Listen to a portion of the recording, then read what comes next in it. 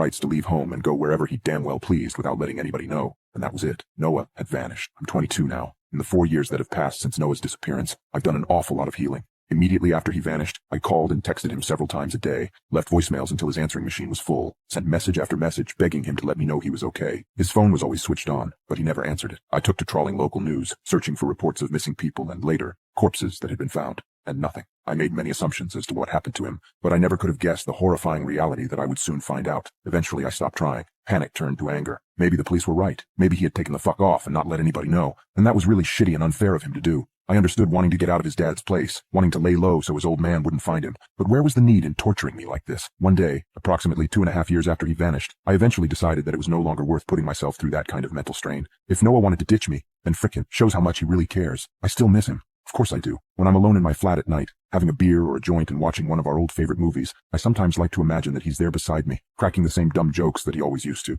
That is, until 2 weeks ago, when I started getting some weird text messages. The first came around midnight on the Saturday. It was from an unknown number and contained only the bird emoji, 4 times over. At first I was confused, but wrote it off as some wrong number message. Didn't seem at all malicious or too weird. An hour or so later, however, I got another message that made my blood run cold. Come on, Tweety Bird. Don't tell me you've forgotten our in-jokes already. Noah, ever pleased by my aviary first name, always used to jokingly call me Tweety Bird when we were kids, and it had stuck as an affectionate nickname ever since. A string of bird emoji had become his way of getting my attention via text. Shaken, I replied very quickly saying, I don't know who the hell this is, but that's not effing funny. I sat there for a few minutes staring at my phone screen, until I saw another notification which made my heart drop.